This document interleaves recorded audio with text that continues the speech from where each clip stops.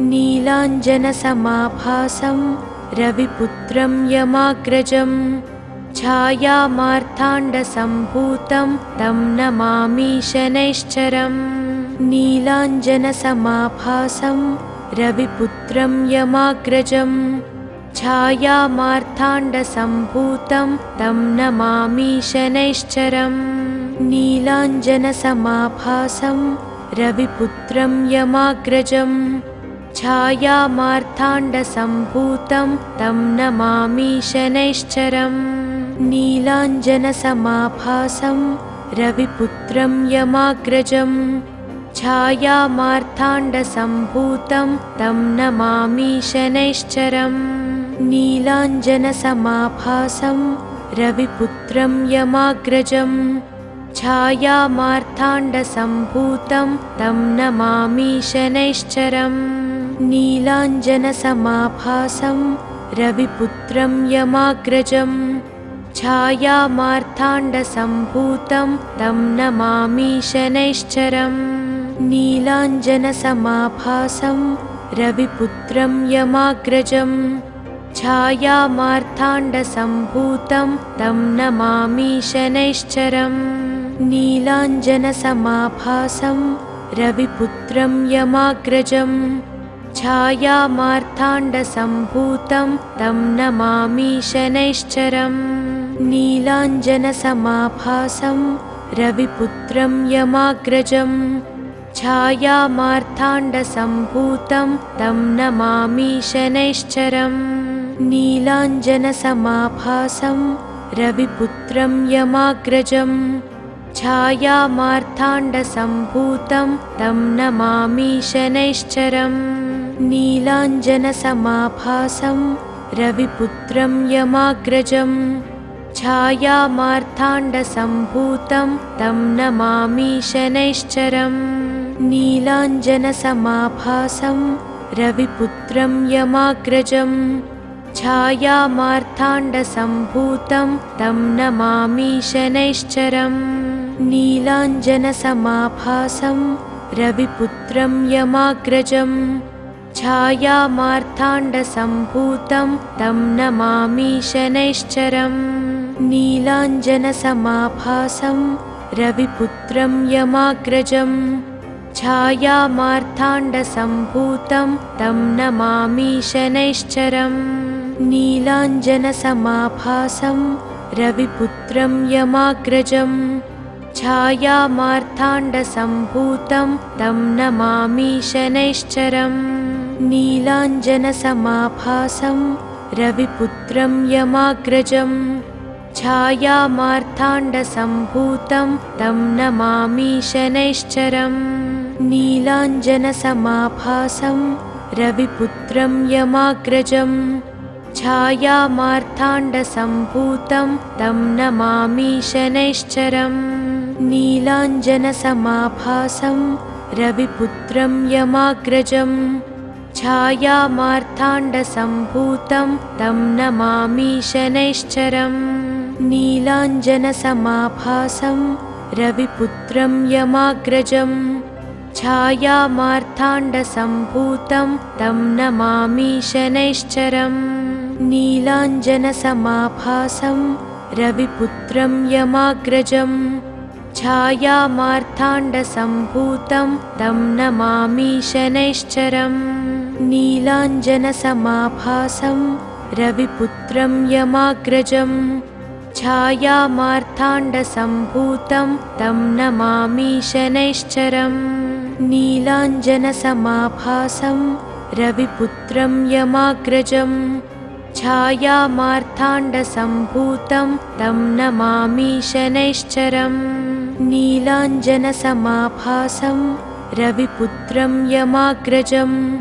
छायामार्ताण्डसम्भूतं तं नमामि शनैश्चरम्। नीलाञ्जनसमाभासं रविपुत्रं यमाग्रजं छायामार्ताण्डसम्भूतं तं नमामि शनैश्चरम्। नीलाञ्जनसमाभासं रविपुत्रं यमाग्रजं छायामार्ताण्डसम्भूतं तं नमामि शनैश्चरम्। नीलाञ्जनसमाभासं रविपुत्रं यमाग्रजं छायामार्ताण्डसम्भूतं तं नमामि शनैश्चरम् नीलाञ्जनसमाभासं रविपुत्रं यमाग्रजं छायामार्ताण्डसम्भूतं तं नमामि शनैश्चरम् नीलाञ्जनसमाभासं रविपुत्रं यमाग्रजं छायामार्ताण्डसम्भूतं तं नमामि शनैश्चरम् नीलाञ्जनसमाभासं रविपुत्रं यमाग्रजं छायामार्ताण्डसम्भूतं तं नमामि शनैश्चरम् नीलाञ्जनसमाभासं रविपुत्रं यमाग्रजं छायामार्ताण्डसम्भूतं तं नमामि शनैश्चरम् नीलाञ्जनसमाभासं रविपुत्रं यमाग्रजं छायामार्ताण्डसम्भूतं तं नमामि शनैश्चरम् नीलाञ्जनसमाभासं रविपुत्रं यमाग्रजं छायामार्ताण्डसम्भूतं तं नमामि शनैश्चरम् नीलाञ्जनसमाभासं रविपुत्रं यमाग्रजं छायामार्ताण्डसम्भूतं तं नमामि शनैश्चरम् नीलाञ्जनसमाभासं रविपुत्रं यमाग्रजं छायामार्ताण्डसम्भूतं तं नमामि शनैश्चरम् नीलाञ्जनसमाभासं रविपुत्रं यमाग्रजं छायामार्ताण्डसम्भूतं तं नमामि शनैश्चरम् नीलाञ्जनसमाभासं रविपुत्रं यमाग्रजं छायामार्ताण्डसम्भूतं तं नमामि शनैश्चरम् नीलाञ्जनसमाभासं रविपुत्रं यमाग्रजं छायामार्ताण्डसम्भूतं तं नमामि शनैश्चरम् नीलाञ्जनसमाभासं रविपुत्रं यमाग्रजं छायामार्ताण्डसम्भूतं तं नमामि शनैश्चरम् नीलाञ्जनसमाभासं रविपुत्रं यमाग्रजं छायामार्ताण्डसम्भूतं तं नमामि शनैश्चरम् नीलाञ्जनसमाभासं रविपुत्रं यमाग्रजं छायामार्ताण्डसम्भूतं तं नमामि शनैश्चरम् नीलाञ्जनसमाभासं रविपुत्रं यमाग्रजं छायामार्ताण्डसम्भूतं तं नमामि शनैश्चरम् नीलाञ्जनसमाभासं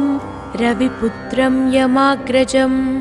छायामार्ताण्डसम्भूतं तं नमामि शनैश्चरम् नीलाञ्जनसमाभासं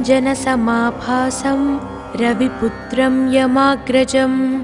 छायामार्ताण्डसम्भूतं तं नमामि शनैश्चरम् नीलाञ्जनसमाभासं रविपुत्रं यमाग्रजं छायामार्ताण्डसम्भूतं तं नमामि शनैश्चरम् नीलाञ्जनसमाभासं रविपुत्रं यमाग्रजं छायामार्ताण्डसम्भूतं तं नमामि शनैश्चरम् नीलाञ्जनसमाभासं रविपुत्रं यमाग्रजं छायामार्ताण्डसम्भूतं तं नमामि शनैश्चरम् नीलाञ्जनसमाभासं रविपुत्रं यमाग्रजं छायामार्ताण्डसम्भूतं तं नमामि शनैश्चरम् नीलाञ्जनसमाभासं रविपुत्रं यमाग्रजं छायामार्ताण्डसम्भूतं तं नमामि शनैश्चरम् नीलाञ्जनसमाभासं रविपुत्रं यमाग्रजं छायामार्ताण्डसम्भूतं तं नमामि शनैश्चरम् नीलाञ्जनसमाभासं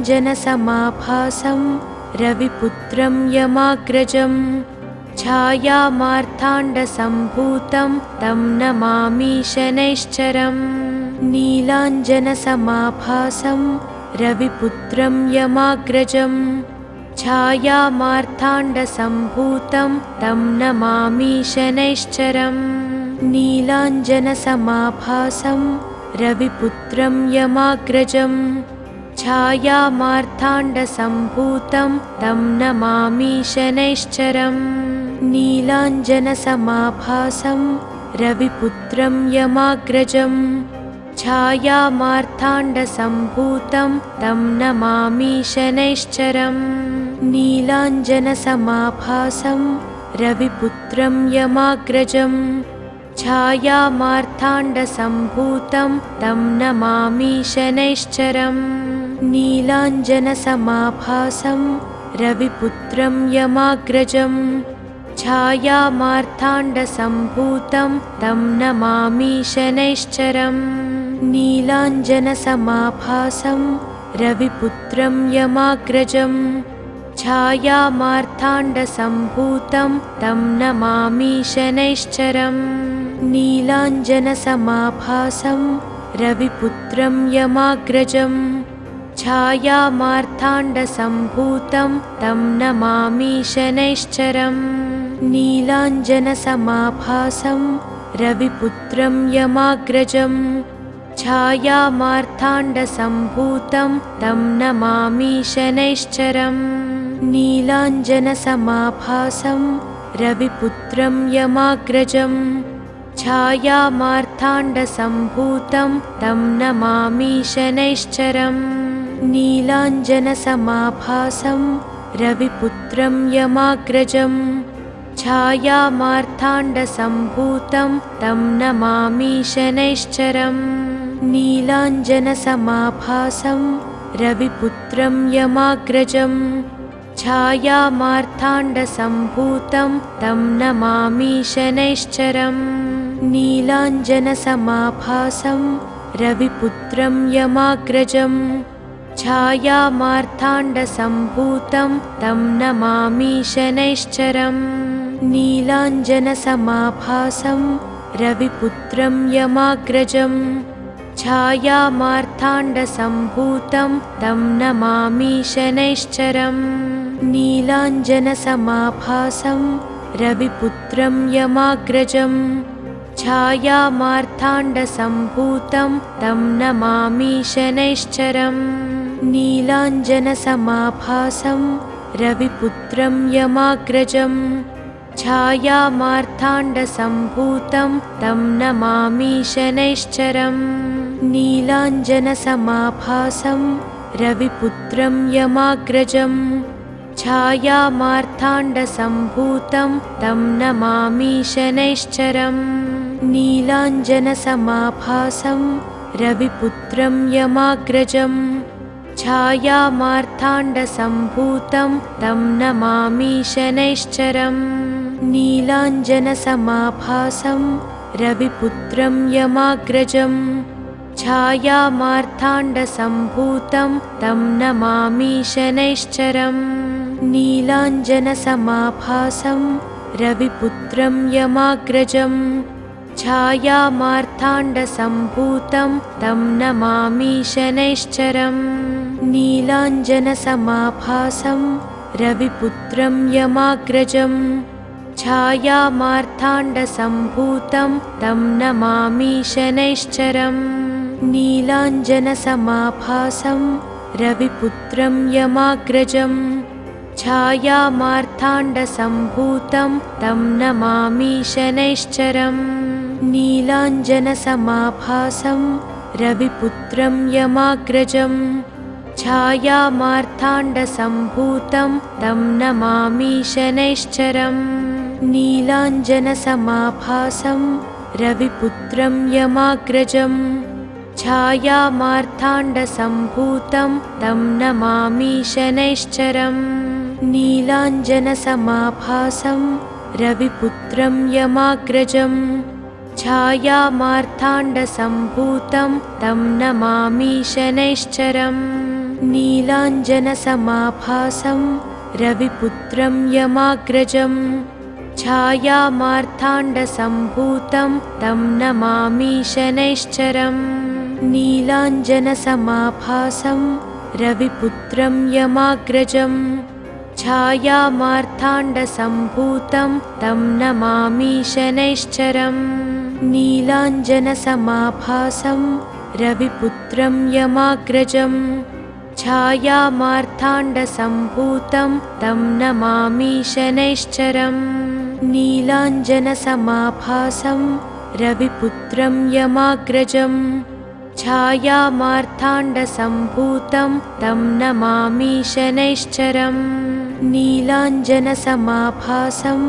रविपुत्रं यमाग्रजं छायामार्ताण्डसम्भूतं तं नमामि शनैश्चरम् नीलाञ्जनसमाभासं रविपुत्रं यमाग्रजं छायामार्ताण्डसम्भूतं तं नमामि शनैश्चरम् नीलाञ्जनसमाभासं रविपुत्रं यमाग्रजं छायामार्ताण्डसम्भूतं तं नमामि शनैश्चरम् नीलाञ्जनसमाभासं रविपुत्रं यमाग्रजं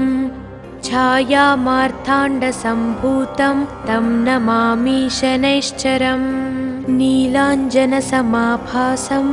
रविपुत्रं यमाग्रजं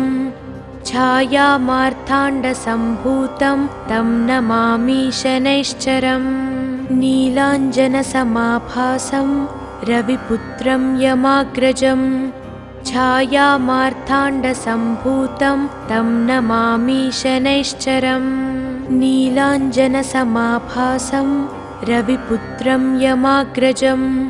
छायामार्ताण्डसम्भूतं तं नमामि शनैश्चरम् नीलाञ्जनसमाभासं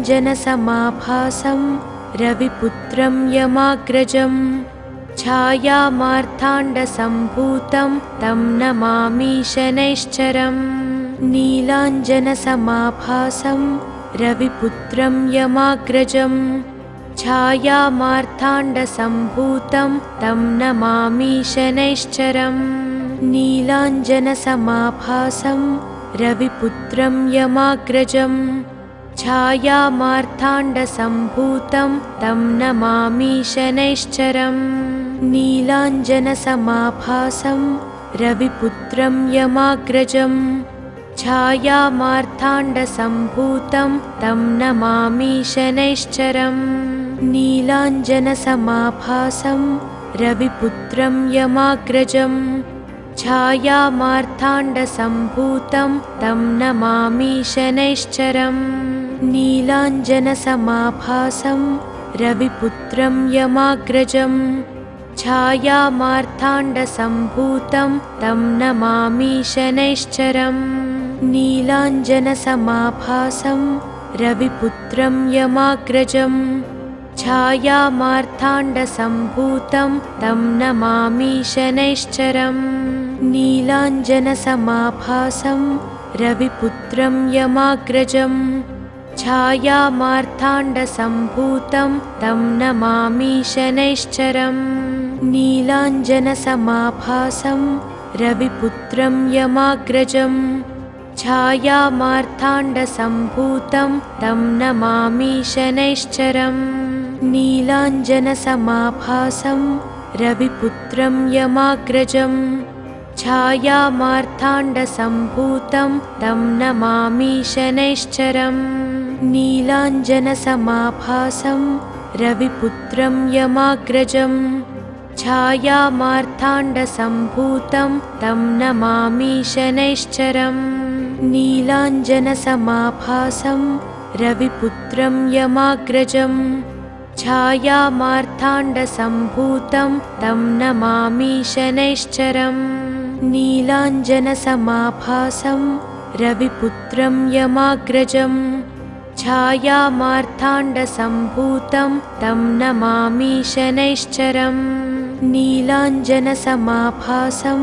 रविपुत्रं यमाग्रजं छायामार्ताण्डसम्भूतं तं नमामि शनैश्चरम् नीलाञ्जनसमाभासं रविपुत्रं यमाग्रजं छायामार्ताण्डसम्भूतं तं नमामि शनैश्चरम् नीलाञ्जनसमाभासं रविपुत्रं यमाग्रजं छायामार्ताण्डसम्भूतं तं नमामि शनैश्चरम् नीलाञ्जनसमाभासं रविपुत्रं यमाग्रजं छायामार्ताण्डसम्भूतं तं नमामि शनैश्चरम् नीलाञ्जनसमाभासं रविपुत्रं यमाग्रजं छायामार्ताण्डसम्भूतं तं नमामि शनैश्चरम् नीलाञ्जनसमाभासं रविपुत्रं यमाग्रजं छायामार्ताण्डसम्भूतं तं नमामि शनैश्चरम् नीलाञ्जनसमाभासं रविपुत्रं यमाग्रजं छायामार्ताण्डसम्भूतं तं नमामि शनैश्चरम् नीलाञ्जनसमाभासं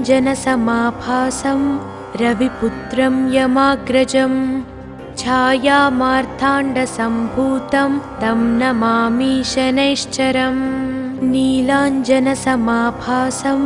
रविपुत्रं यमाग्रजं छायामार्ताण्डसम्भूतं तं नमामि शनैश्चरम् नीलाञ्जनसमाभासं रविपुत्रं यमाग्रजं छायामार्ताण्डसम्भूतं तं नमामि शनैश्चरम्। ఈ వీడియో కనుక మీకు నచ్చితే వెంటనే లైక్ కొట్టి షేర్ చేయండి. మరిన్ని వీడియోస్ చూడాలనుకుంటే వెంటనే సబ్స్క్రైబ్ చేయండి. థాంక్యూ.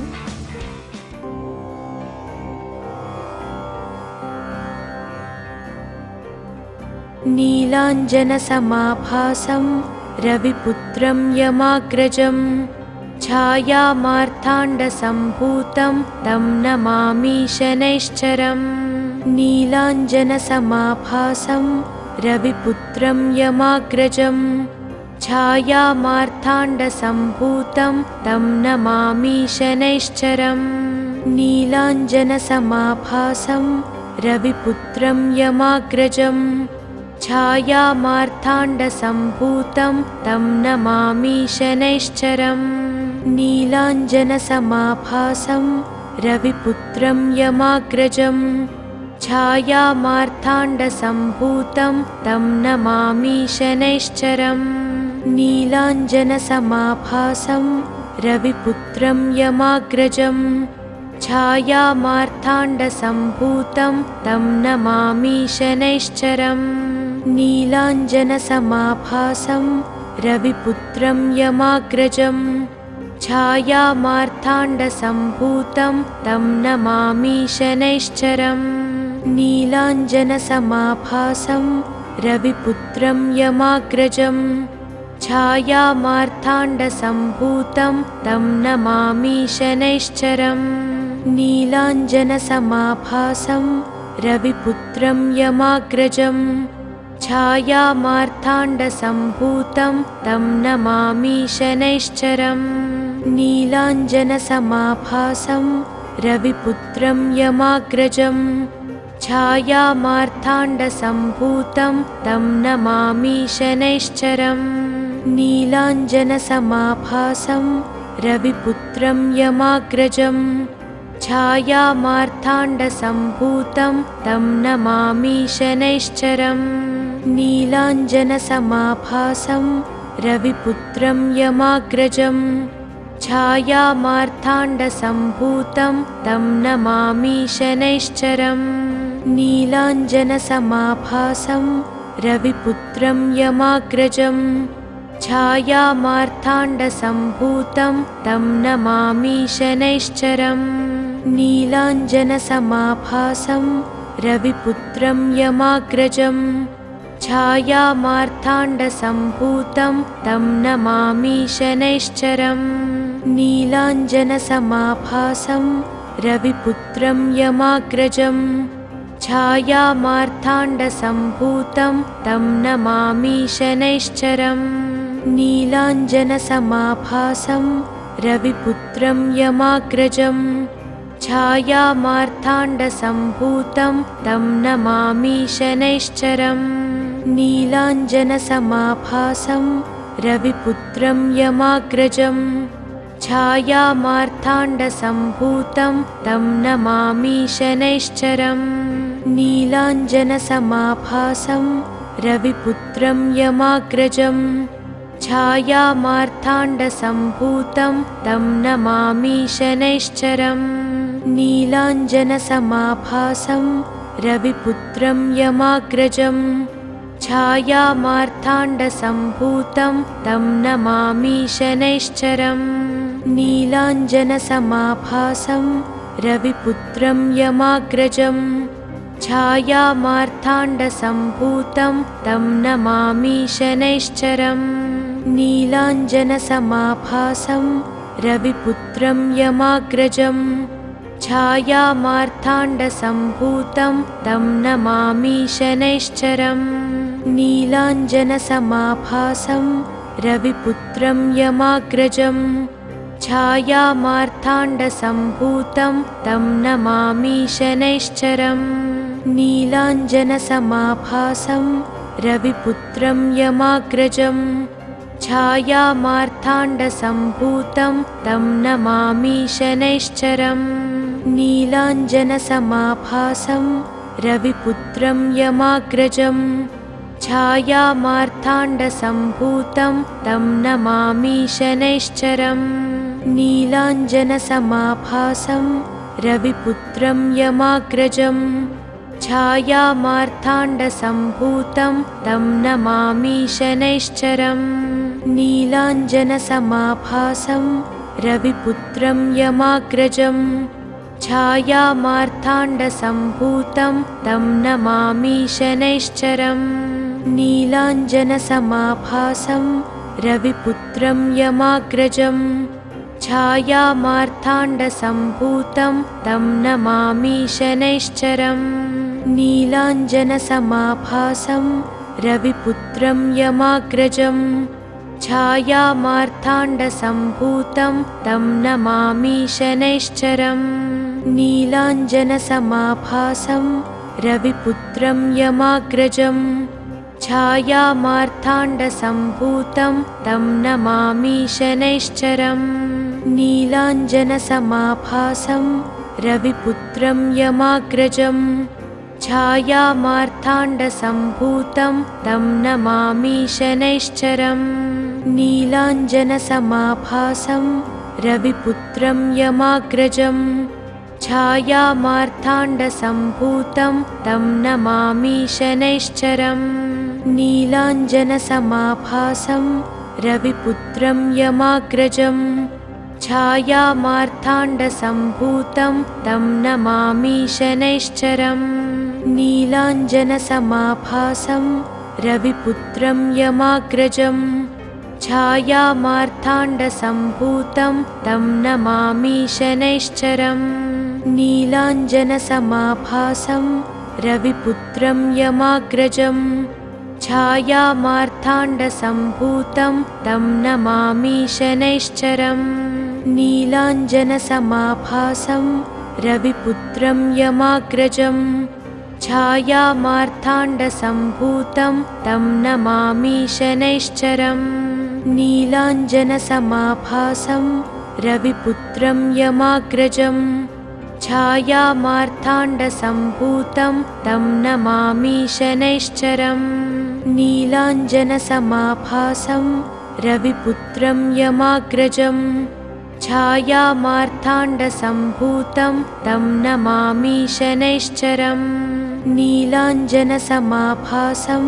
रविपुत्रं यमाग्रजं छायामार्ताण्डसम्भूतं तं नमामि शनैश्चरम् नीलाञ्जनसमाभासं रविपुत्रं यमाग्रजं छायामार्ताण्डसम्भूतं तं नमामि शनैश्चरम् नीलाञ्जनसमाभासं रविपुत्रं यमाग्रजं छायामार्ताण्डसम्भूतं तं नमामि शनैश्चरम् नीलाञ्जनसमाभासं रविपुत्रं यमाग्रजं छायामार्ताण्डसम्भूतं तं नमामि शनैश्चरम् नीलाञ्जनसमाभासं रविपुत्रं यमाग्रजं छायामार्ताण्डसम्भूतं तं नमामि शनैश्चरम् नीलाञ्जनसमाभासं रविपुत्रं यमाग्रजम्